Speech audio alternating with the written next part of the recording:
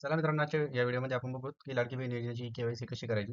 तर याचा जो व्हिडिओ आहे तो लॉंग व्हिडिओ मी वेबसाईटवरती टाकलेला आहे. तर सिंपल काय करायचं आहे, याचा जो लॉंग व्हिडिओ आहे तो मी आपल्या चॅनलवरती टाकलेला आहे. आपण चॅनलवरती जाऊन बघू शकता पूर्ण प्रोसेस. मी शॉर्टमध्ये मी थोडंसं तुम्हाला सांगतोय की ही जी ई केवायसी मी काल रात्री बघा 12 वाजता केली होती. 15 तारखेला 15/10 ठीक आहे. तर हे जे काकूंचा आहे, काकूचा जवळपास मला 40 मिनिटं वेळ लागला होता. पण 40 मिनिटामध्ये ना मी ही केवायसी परफेक्टली पूर्ण केली होती. ठीक आहे. तर आपण बघूयात सिंपल काय करायचं. ही वेबसाईट मी डिस्क्रिप्शनमध्ये देतो. याच्यावरती जा. लाभार्थीचा आधार क्रमांक कॅप्चा टाका. मी सहमत आहे असं हे करा, क्लिक करा आणि OTP पाठवावरती क्लिक करा. कधी-कधी काय होतं 5-6 वेळेस इथं duty heavy traffic, heavy traffic, heavy traffic म्हणून येईल. नंतर तुमचा पण OTP जातो. ठीक आहे.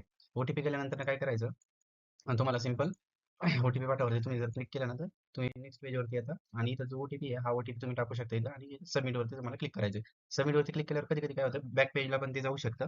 पण टेन्शन नाही घ्यायचं. परत तुम्ही काय करू शकता, परत बॅकला जाऊन सबमिट करून परत इथे येऊ शकता आणि परत OTP टाकू शकता. ठीक आहे. OTP टाकल्यानंतर ना, आता नंतर ना ह्या पेजवरती येतं. एकदा का तुम्ही ह्या पेजवरती आले, नंतर ना मागच्या पेजवरती ते जात नाही. ठीक आहे. आणि इथं पण प्रॉब्लेम होतो OTPचा थोडासा. इथं वडिलांचा किंवा पतीचा आधार क्रमांक टाकायचा, कॅप्चा टाकायचा, मी सहमतवरती क्लिक करायचं, OTP पाठवायचा. इथं पण 2-4 वेळेस तुम्हाला प्रॉब्लेम येईल. ठीक आहे. OTP पाठवल्यानंतर काय करायचं, सिंपल क्लिक करायचं. असा OTPचं पेज तुमच्या समोर येईल. ठीक आहे. OTP पेज तुमच्या समोर येईल. इथं काय करायचं, OTP टाकवायचं आणि सबमिटवरती क्लिक करायचं. जसं तुम्ही सबमिटवरती क्लिक करणार, तसं तुम्हाला काय करताना ते नेक्स्ट पेजला घेऊन जातं. नेक्स्ट पेजला आल्यानंतर इथं तुमच्या वडिलांचे पतीचे नाव जे आहे ना, इथं परफेक्ट दाखवतं आणि त्यानंतर तुमचा जात प्रवर्ग तुम्हाला सिलेक्ट करावा लागतो. हे तुम्ही एकदा चेक करा, की हे काय म्हणते, की तुमच्या कुटुंबातील कुठलाही म्हणजे कर्मचारी म्हणून किंवा उपक्रम मंडळ भारत सरकार किंवा राज्य सरकार स्थानिक संस्थेमध्ये कार्यरत नाही आणि किंवा मग सेवानिवृत्तीनंतर जी निवृत्ती वेतन पण घेत नाही. तर हा चेकबॉक्स तुम्हाला हो सिलेक्ट करायचा, कारण तुम्ही घेत नाही. आणि नंतर माझ्या कुटुंबातील केवळ एक विवाहित महिला, एक अविवाहित महिला आहे. ह्या दोघीच लाभ घेतात. बरोबर आहे. याच्यावरती पण क्लिक करायचं.